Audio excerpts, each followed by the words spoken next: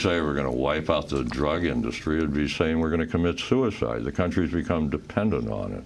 It's a tiny economy compared to ours. It's 4% the size of the U.S. Drugs mean a great deal in that economy, that revenue stream. No, they're not going to destroy drugs. I'll give you another factoid. The Mexican government has announced they've made 53,000 drug arrests since they started this war. Less than 2% are the Sinaloa cartel, the biggest one. I guess they haven't had time. But, and the U.S. is now funding to the tune of $500 million a year the Mexican government for this so-called drug war. How tied in is the Mexican military and the police in these killings? Well, there have been hundreds of complaints in Juarez to the official state, the government representative on human rights, of the military murdering people, kidnapping people, torturing people, raping people, robbing people. And I got to tell you, you have to have more guts than I have to go file one of those complaints in Juarez, because you might get a visit. That representative, Gustavo de la Rosa Ickerson, is now handling his office from El Paso because he's getting death threats in Juarez. So and the Army mayor of won't Juarez lives in El Paso? Well, he denies that. He says, look, I just keep that house there for business. Yeah, look at the publisher of the daily paper in Juarez lives in El Paso. It's not safe in Juarez to be rich.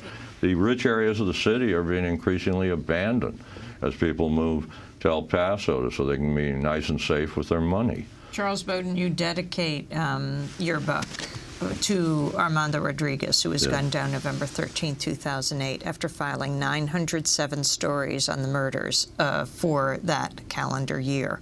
You said, like the rest of us, he was a dead man walking. His last story appeared hours after he was killed. Yeah, well, okay. I'm a reporter. We got to remember our own. That case has never been solved. It will never be solved.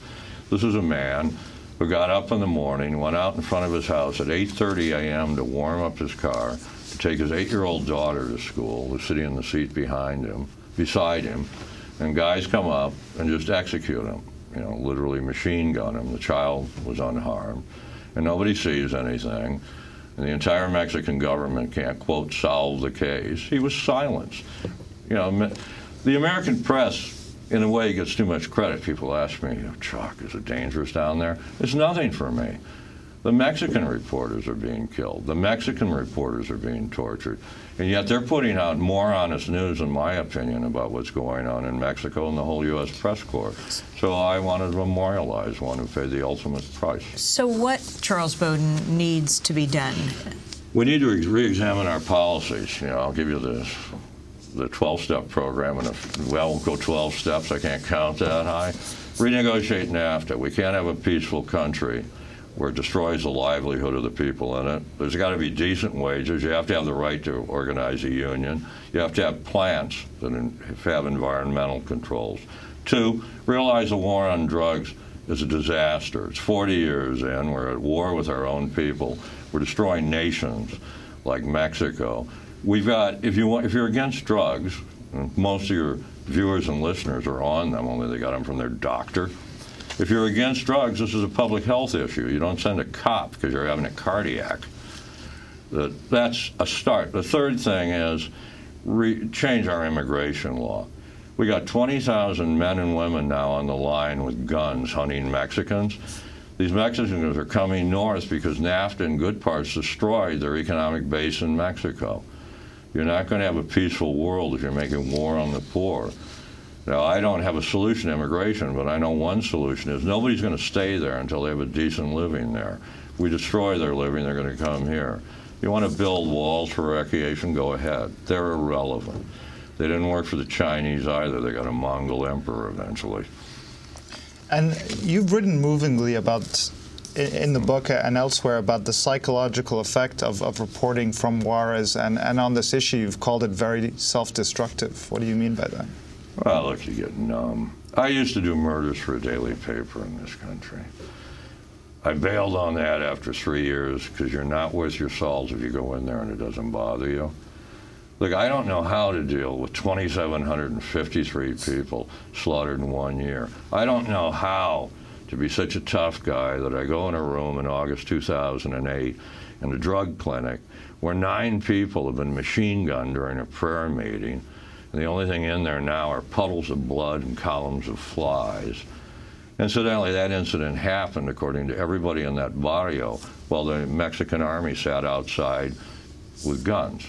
And then they released these 4 guys to go in with machine guns. It also happened they were in there killing people for 15 minutes, but nobody noticed.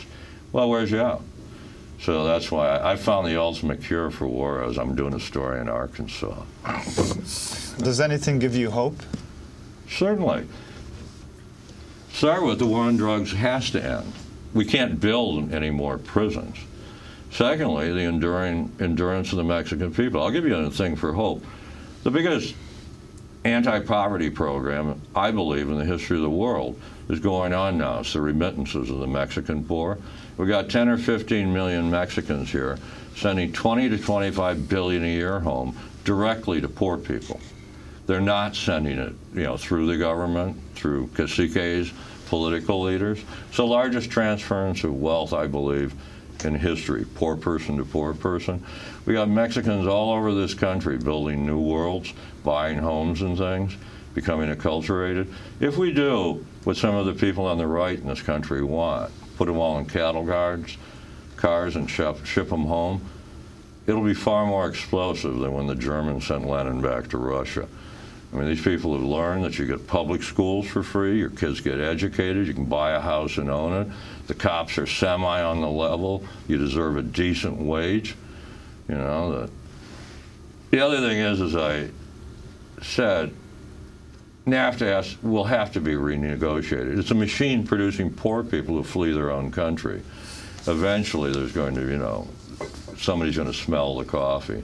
And I think the war on drugs is ending because, frankly, it's no longer the darkness at the edge of town. I do study stories all over this country. I don't care where you go. The drugs are everywhere. I don't care where you go. People are being arrested. I did a story in western North Dakota county, got more people in this room maybe in the county. They busted 80 meth labs in a year.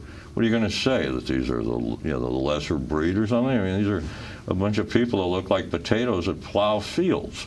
That's what our war on drugs has come to. We're killing ourselves with our war. We're not helping anyone. Well, I want to thank you very much for being with us, Charles Bowden. His new book is called Murder City, Ciudad Juárez and the Global Economy's New Killing Fields. Thanks for being here. Well, thank you. This is Democracy Now!, democracynow.org, The War and Peace Report. Stay with us.